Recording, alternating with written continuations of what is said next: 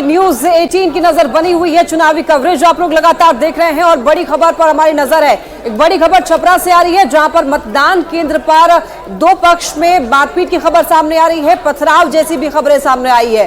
तो आपको बता दें मतदान संख्या 82 और 83 जहां पर पथराव की खबर सामने आ रही है। तो ये बड़ी खबर छपरा से, मतदान केंद्र पर मारपीट और पथराव, दो पक्ष के बीच मारपीट हुई है। मौके से दो लोग गिरफ्तार भी किए गए हैं। तो रिवीलगंज के सेंकर टोला की ये घटना है। ज्यादा जानकारी दे रहे हैं संवाददाता संतोष हमारे साथ जुड़ रहे हैं। संतोष, देखिए मतदान केंद्र पर मारपीट की खबर सामने आ रही है, इसके पीछे क्या वजह है आपसे जानना चाहेंगे। जी देखिए, दोनों अलग अलग पार्टियों के समर्थक थे और मतदान केंद्र से थोड़े दूर पर जो 100 मीटर का दायरा है उसके बाहर में वोटरों को समझाने की कोशिश कर रहे थे अपने अपने पक्ष में। इसी को लेकर क्लैश हुआ है और दोनों तरफ से पथराव हुआ है। इस बीच में पुलिसकर्मी जब पहुंचे तो पुलिस पर भी हमला किया गया है, जिसमें पुलिस का एक जवान जख्मी हुआ है जैसे हमें सूचना मिली है। हालांकि पुलिस तुरंत वहां पहुंची है और दो लोगों को गिरफ्तार कर ली है। फिलहाल वहां शांतिपूर्ण तरीके से मतदान चल रहा है, शांति व्यवस्था बहाल कर दी गई है। जो भी उपद्रवी है उन्हें खदेड़ दिया गया है। वरीय अधिकारी डीएसपी वीडियो मौके पर पहुंचे हुए हैं, स्थिति को नियंत्रण में कर लिया गया है। लेकिन जो झंझट हुआ है, जो झगड़ा हुआ है, उसके पीछे कारण बताया जा रहा है कि दो बड़ी पार्टियों के जो समर्थक थे वो मतदाताओं को प्रभावित करने की कोशिश कर रहे थे, उनको समझा रहे थे, बुझा रहे थे। इसी को लेकर के दोनों पक्षों में मारपीट हुई, जिसके कारण पथराव भी वहाँ पे हुआ है। जी बिल्कुल संतोष, लेकिन क्या इस घटना के बाद क्या वहां पर वोटिंग में किसी प्रकार का असर देखने को मिला है?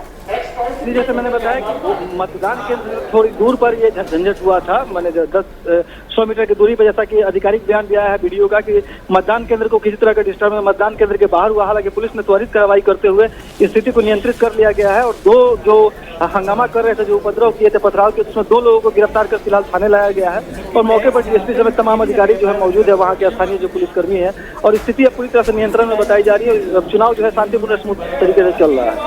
जी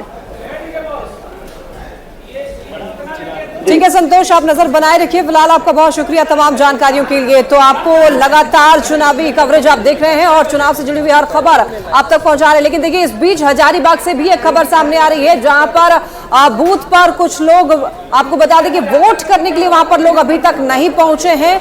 तो ये हजारीबाग की खबर जहां पर बूथ संख्या आपको बताते चले और जो खबर सामने आ रही है, यहाँ पर बूथ पर लोग नहीं पहुंचे हैं वोटिंग करने के लिए। तो ये बड़ी खबर, बूथ नंबर 183 और 184 में अब तक वोटर नहीं पहुंचे हैं। फ्लाईओवर नहीं बनने को लेकर के लोगों में नाराजगी है। प्रशासन ग्रामीणों को जागरूक कर रहा है, लोगों से वोट डालने की अपील भी की जा रही है। तो ऐसे में न्यूज 18 भी आपसे वोट डालने की अपील करता है। वोट डालिए आप जरूर, आपके पास ऑप्शंस हैं, आप वोट डाल सकते हैं। जो भी उम्मीदवार,